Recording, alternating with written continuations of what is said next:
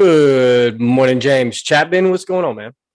Well, it is 2:21 in the afternoon, so my coffee's starting to wear off, but Uh-huh. I'm still crushing the day, but it's no longer morning. I've been up since 4 a.m.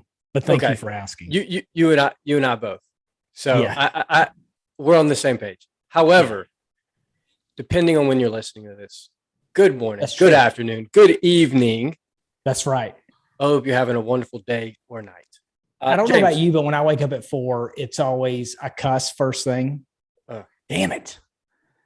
And then I get fired up. uh-huh. All right. And I get my exercise going. And then I actually start getting thankful for the day and start centering myself. But man, when I wake up every single morning, I'm like, this is too quick. This is too quick. This is too early. So, anyways, I digress. I will not ramble about that because today, folks, Addison has went above and beyond and brought us a very special guest. That is a fact. That is. And I get the pleasure of introducing. I'm going to ask her to tell about herself because I will never do it justice the way she will. But Michelle, welcome to the show. Tell us who you are, what you do, and what you got going on. Thanks, James. Thanks, Addison. My pleasure. Thank you guys so much for having me back on. So I'm Michelle Seiler Tucker, and that's probably why you want me to introduce myself to get my name right, because I'm pronounced as Seiler. So I'm Michelle Seiler Tucker. Been in mergers and acquisitions 20 plus years. Been an entrepreneur my entire life. I've owned many different businesses in different sectors: medical, graphics, technology, and franchise development, franchise sales, franchise consulting. I got into M&A about 22 years ago, which now I'm really starting to date myself here, but got into this industry, fell in love with it, fell in love with my clients, fell in love with business owners. And we've sold hundreds upon hundreds of businesses in pretty much every vertical you can imagine. And we, have a high closing rate, about a 98% closing rate. We typically earn our clients 20 to 40% higher selling price than what the business appraises for.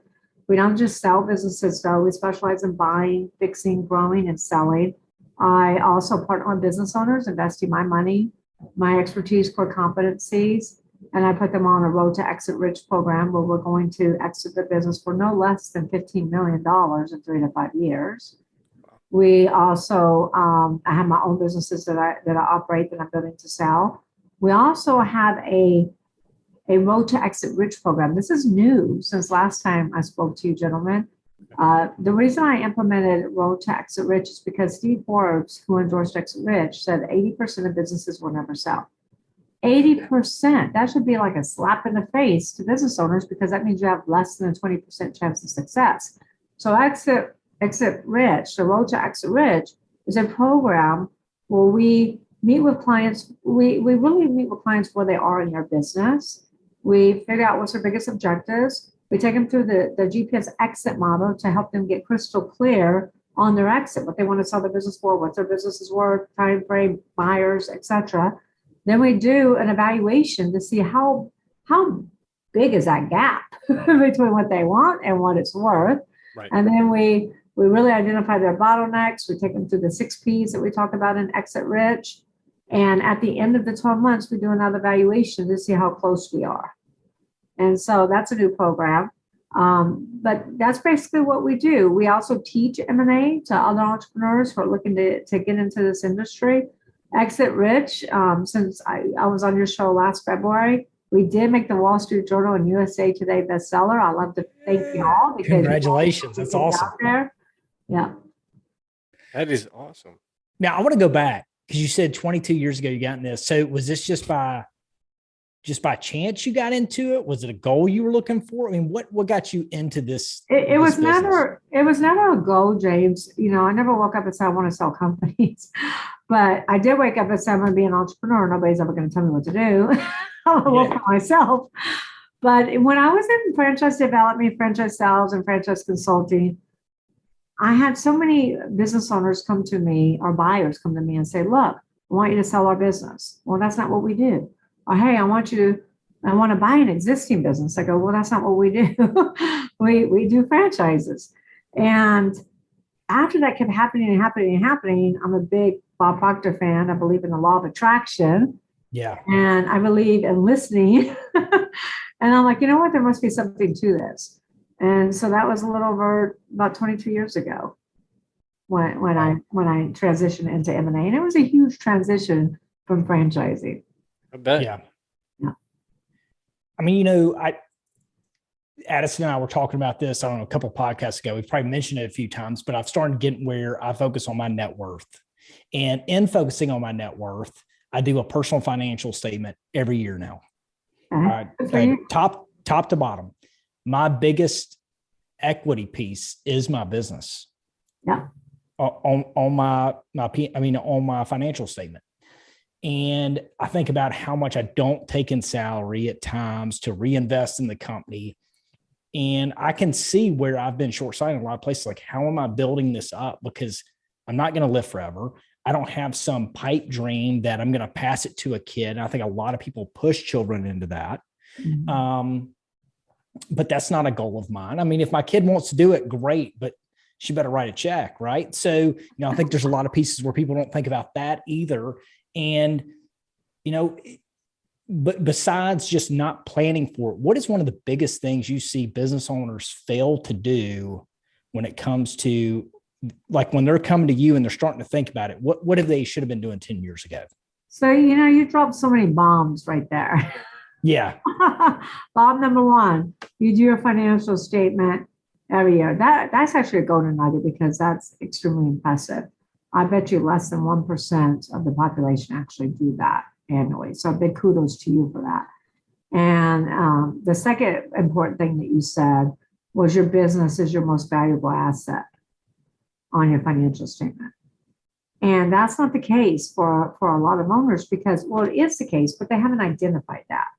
They haven't identified their business as being their number one or their biggest asset because you said business.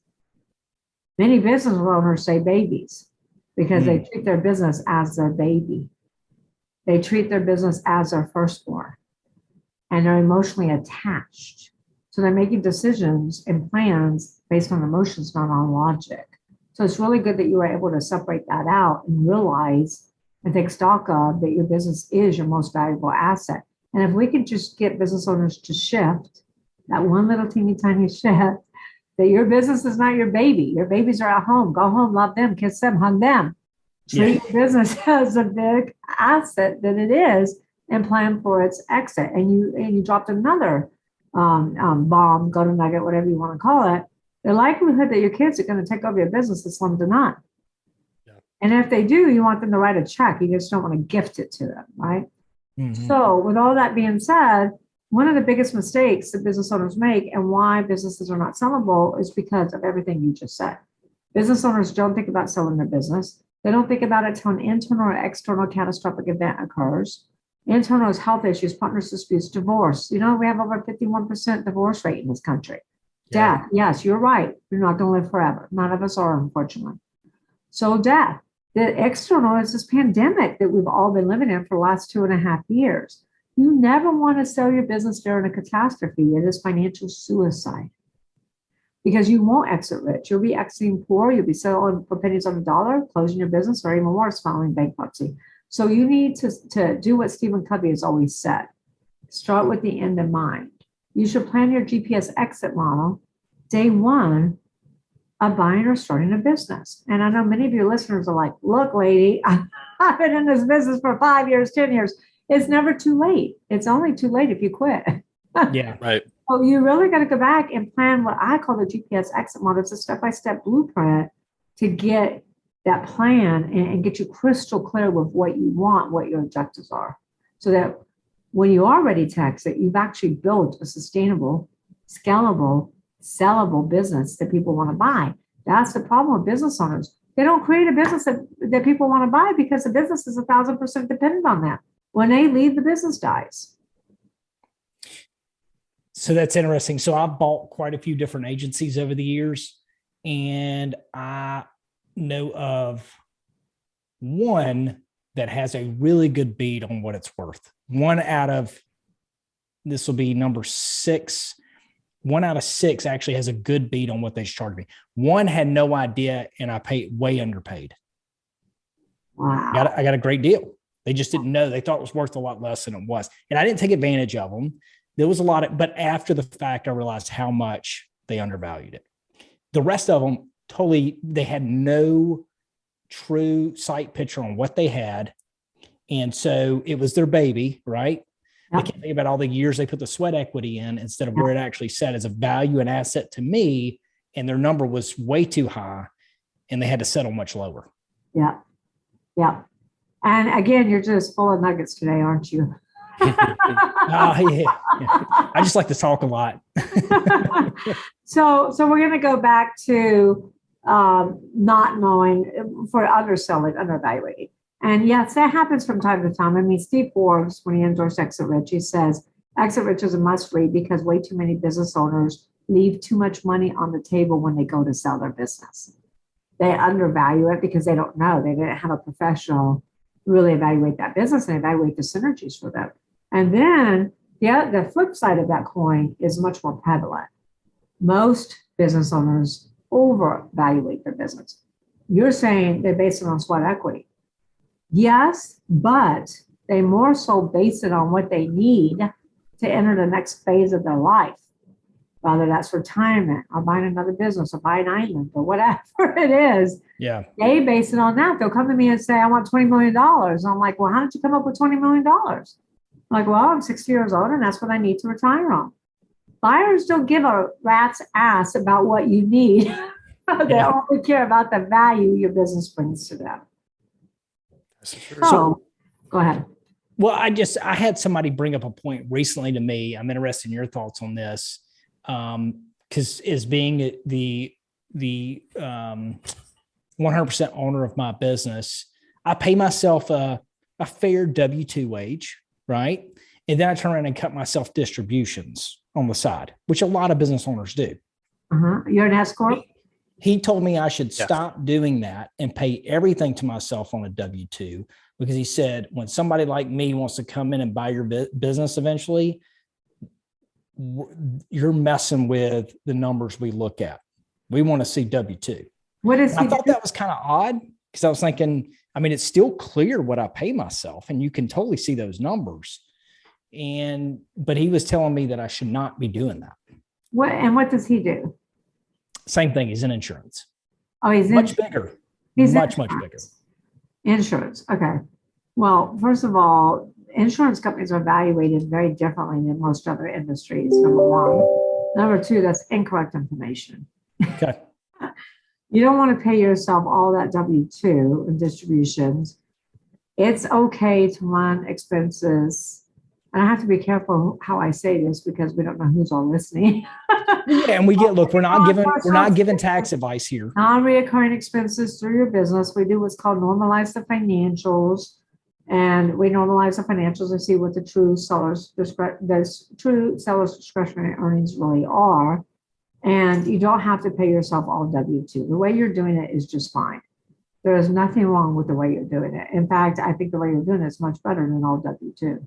Mm-hmm. Now, and there's other ways, and I'm not going to give tax advice here, but there's other ways. Look, what are we trying to do? We're going to business for financial freedom. We're trying to have a better quality of life. We're trying to make, money for our family. And yes, we all pay taxes, but we also want to look at strategies and techniques to mitigate taxes, right? Mm-hmm. There's lots of different strategies and techniques. One is having a separate corporation and paying yourself a management fee. One is if you own the real estate, you can pay rent to a separate corporation. You're taxed differently with those two things, or management fees and rent, than you are with a W-2. There's nothing wrong with W-2 and distribution the way that you're doing it. Even running through some personal expenses non-reoccurring still normalizes the financials and gets us to the true EBITDA, earnings before interest, taxes, depreciation, amortization of the business. So that's a big lesson right there, is that you shouldn't listen to everybody you talk to. Yeah. I say, there's opinions and there's counsel. Opinions of everybody has an opinion, right? Everybody has an opinion. But not everyone is qualified to give counsel. Right. Big difference. It's Right, just like these CPAs, and I love CPAs, so don't get mad at me if you're a CPA, but it's just like CPAs that tell clients, oh, you can get 10 times gross revenues. There is nobody on this green earth that all around the world is going to pay you 10 times revenue unless you're a SaaS company. It's always a multitude of EBITDA. Now, insurance companies are a little bit different. Yeah, we see our industry's up significantly right now, which a lot of industries may be, but no, I mean, we do see factors like that in EBITDA. Yeah. Insurance companies are way up. I mean, there are industries that have just shot through the roof after COVID, and there are industries that just are dying Yeah. and having a very hard time bouncing back. So you talk about planning on the front end. I think a lot of times, like for a long time, I would say, Michelle, I don't know if I'll ever retire. I'm not going to work like I used to, but the idea of retirement's kind of an icky feeling, right? I'm going to keep having fun. I'm going to keep making money. But I mean, a business is either growing or dying. Is there kind of a sweet spot where you see where businesses sell after a certain amount of time that people should consider? Well, I want to go back to, I'm never retiring. I want to go back to two big points you made. Number one was evaluations. That everybody you met with, only 1 out of 6 knew what their business was worth. That's actually pretty good, because I find maybe 1 out of 100 knows what their business is worth, because business owners don't get their business evaluated. Their most valuable asset, they don't get evaluated on an annual basis. And you should always have an annual valuation checkup, because there are events that increase valuations. There are events that decrease valuations. I mean, this pandemic is a perfect example of that, right? Yeah. So you need to always know what your business is worth every year, just like you know what your financial portfolio is, right? You always know what your financial portfolio is. You need to know what your business is worth every year. As far as timing, here's the bottom line. Yes, you may say to yourself, look, I just had a call. Well, we're going to sell a company for probably about 1.3 billion. And there's 4 partners. There's the husband and wife, then there's a lady, and then there's a very young man that's 28 years old. And so they're all like, well, our number is around a billion to 1.3. He says 17 billion. And then he says, I'm not for sale. We're not for sale. Well, he only has about 10% of the vote. But he says, we're not for sale. So there's a perfect example of a 28-year-old with seasoned entrepreneurs who they're probably in their 50s, seasoned entrepreneurs who say, listen, we're not going to do this forever, and we're all going to sell. So it's really important, imperative to really have that mindset shift to say, oh, I don't never want to retire. Yeah, you might not ever want to retire, but you also might not want to run your company forever. And nothing lasts forever. You're either going or dying. Look at Toys R Us. It was in business 75 years. It goes out of business.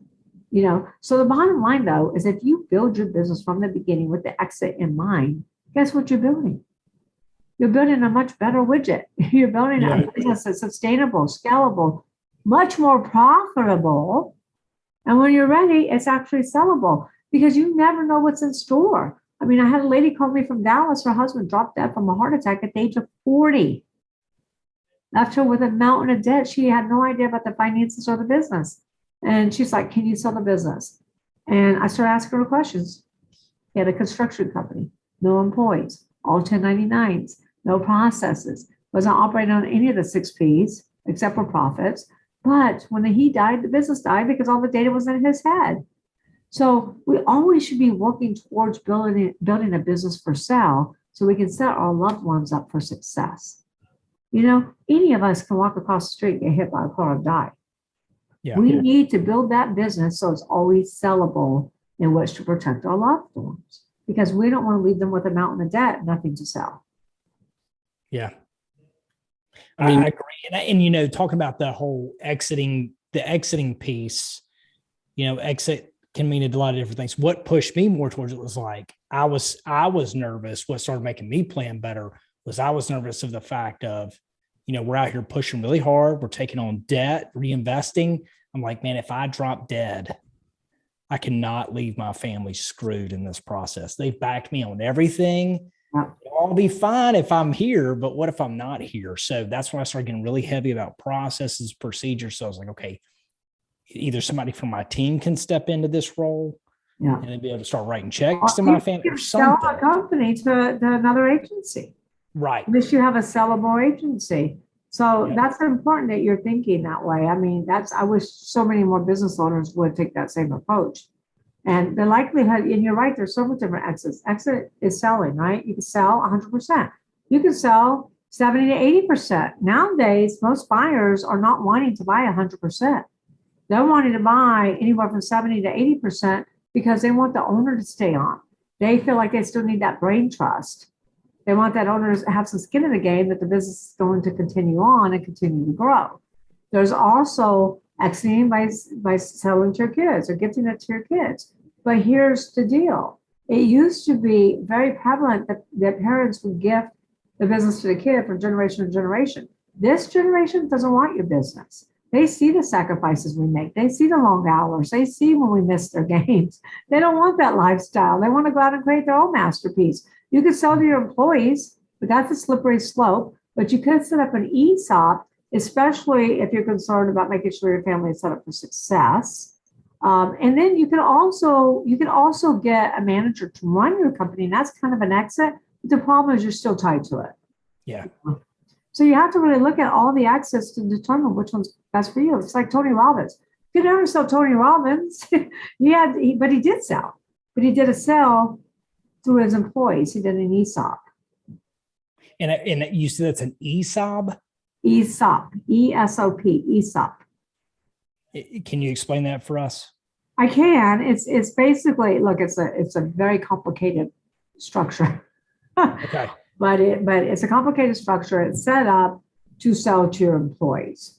So it can be structured many different ways, but your employees can have percentages, and as long as they're there, they get more equity into the company. There's also insurance that can help buy the partner out. There's all different ways to structure that. If you're interested in that, just reach out to us at silertucker.com. But that's an ESOP. So, you gave me a little praise there. I will tell you, I've had good mentors around me who've, told me when to get my head out of my ass and do these things. So I've been very fortunate on that. But from what I'm gathering, it doesn't matter where you're at in the process. Your book, Exit Rich, could be an extremely good resource for them. And you've given them an easier way. You're having it change up. You're having it where it's going to be a little easier for them to consume that information, correct? Absolutely. 1,000%. Yeah. And Exit Rich, look, Exit Rich is not just a resource. I mean, it is a step-by-step blueprint of what you need to do in your company. It's not even about selling your business. Half of it, well, it is, but the first half is about planning that GPS exit model. The first half is about getting your ducks in a row, going through the seller sanity check. And then it's all about building that GPS exit model from the beginning, really knowing what your desired price tag, what's your business worth today, what's your time frame, who your buyers. There's 5 different types of buyers. What buyers are going to be right to buy your business? And then it's about where should your numbers be? If you want to sell for 10 million, you're worth $1 million. What do your numbers need to be to sell for 10? What is the criteria? What are the synergies that buyers are willing to outbid everybody else on? When we take businesses to sell, we're not just selling to a buyer. We're creating a bidding war. We've got 12, 15, 20 LOIs coming at us at once. And we want to create that bidding war so we can maximize value. The more people you have looking at your business, this is why nobody should say, oh, I'm going to sell to this buyer. You never, ever want to put all your eggs in one buyer's basket. You want to make sure you diversify because you're never going to create a bidding war with a party of one. And that's one of the biggest mistakes that business owners do. And then it takes you through the 6 Ps, how to build the infrastructure on making sure you have that solid foundation. Because if you don't have people in your organization and it's you doing everything with a couple of employees and independent contractors and no real management team, if the business can't run without you, you're never going to maximize that value. And then same thing with product. If you're in a dying industry, not a thriving industry, you're not going to sell for maximum value. If you have one profit center and you don't have congruent revenue streams, you're not going to sell for maximum value. If your processes, which you were talking about earlier, James, are not buttoned up and fine-tuned, you're not going to sell for maximum value. Same thing with proprietary. You got to protect all your proprietary assets. So, and then patrons, profits. But Exit Rich is a step-by-step blueprint to build a sustainable, scalable, and sellable asset. And we've had clients that said they've been in business. I got a media company, been in business 20 years. So, my God, I didn't know half of this stuff. And the stuff I did know I'm not doing. So he broke it up in chapters and he gave it to each one of his department heads and said, you're in charge of this, you're in charge of this, you're in charge of that. Same thing with a $100 million pharmaceutical company we're selling. They bought it. Oh my gosh. Last year when it was in digital form, they printed it out on ledger paper, highlighted it, and same thing, gave it to their department heads and said, they said, do everything she tells you to do. So Exit Rich, again, is about not leaving money on the table, emotionally disconnecting from your business, and building that asset the biggest you can possibly build it. So when you're ready, you and your family can exit rich and afford the lifestyle you've always dreamed of and deserve. And yes, James, now it's an audio version because you know what? Everybody kept telling me, write the book, write the book, write the book. I wrote the book and now what do they say? Record the book. We don't have time to read. So now we have an audio version for $2.99 for the month of May. This special ends on Tuesday, May 31st, $2.99, which is less than a cup of coffee at Starbucks. Yep. And not only do you get the audio version, but you get all the supplementation that comes with it. Plus, you email us a receipt that you bought the audio version. We'll give you a lifetime membership to the Exit Rich Book Club, where we have lots of video content and training and documents to operate your business, documents to sell your business, like LOIs, purchase agreements, due diligence checklists, closing docs. You are never going to find a better value than this. Yeah, That's awesome. no doubt. That's great. I want that. So where would I go to get that? You can get it at your favorite store that you buy your audiobooks. You can go to Amazon, Audible on Amazon. Okay, cool. Barnes & Noble. Yep, any of those stores where you love to shop from. It's up to you. Yeah, Sweet. I chew through some Audible books. Okay, perfect. Good. That's fantastic. Addison, you got any questions? Man, I'm soaking in the knowledge because All right. unlike James I'm like here. a kid in the candy store right now, so I'm trying to steal the show from Addison here. Look, You've been very gracious. He's trying to talk, James. Are you trying to talk right now? Okay. well, no. So basically, what I was trying to say is, on the other half of James, I am the other half. A lot of what I do, like I've got processes, I've got folks here, and all that kind of good stuff. But a lot of my stuff is in my head still, right? The important stuff that needs to be put on paper. So, like, what if I do croak tomorrow? What happens, right? I do have a partner that might be able to step in, but it's not going to be run the same way. And so there's a lot of things that I'm soaking in right now. And obviously I need to go out and pick up the book. So I'm going to suggest everybody else pick up the book as well if you didn't pick it up last time. But yeah, no, definitely. My wheels are spinning, so I'm here. I'm just listening. I prefer to soak in knowledge when I don't have anything to say. Yeah. Awesome. Well, you just said a lot right there. That's what I Hey, do. so Michelle, we want to be respectful of your time and all our listeners' time as well. Is there any kind of final thought you want to leave our listeners with on this? Yeah. So I always say it's hard to read the label from the inside of the bottle. It could be whatever bottle you want to imagine yourself in, tequila, vodka, whatever. But it's hard to read the label from the inside of the bottle. I like tequila too. Yeah. You need an outsider's perspective to read the warning sign and keep you out of the danger zone. So get a mentor, but don't get just any mentor. Make sure you get a mentor that's been down the road that you want to travel, because they can short your learning curve dramatically. And if you're thinking about, look, I want to sell my business one day and you really want to build that, reach out to us, call us. We have that Road to Exit Rich program. It's very affordable for small business owners. We love to help small business owners be more successful because, let's face it, small business is the backbone of our economy. Without small business, what do we have? We don't have jobs, because small business employs over half the U.S. workforce. So we got to keep small business strong. But reach out to me at silertucker.com and make sure you listen to my podcast, Exit Rich. Let's go. So what we'll do is definitely going to put in some links. I'm going to put the links in for the book itself. I'm also going to put in links for the audiobook, to your website, and also if I can find your link. Are you on basically everywhere for podcasts, like Spotify and everything? Everything. Yep. Okay. Everywhere. All right. So I'll grab that link from Spotify and Apple, and I'll just throw it in the show notes as well. Okay. And definitely we appreciate having you on for sure. Thank you both so much for having me back on. It's always a blast with the two of you. It's a pleasure. Hey, guys, y'all got a lot of information really quick. Go back, listen to this again if you need to. And my last little tip for you, you should have an Audible subscription every month. It makes you get a book every month so you don't waste the money. So I know you got a credit sitting there right now. Go use it. Go get a book. Quit messing around. You shouldn't be, businesses are made to be sold. So get after this stuff, learn from it, take it, apply it, do better with it. And businesses are made to be profitable.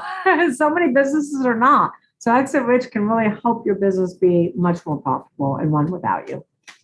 Awesome. Thank you. Michelle, thank you so much. Addison, you got anything to add before we close this thing out? That's it, man. And with that, grind her out.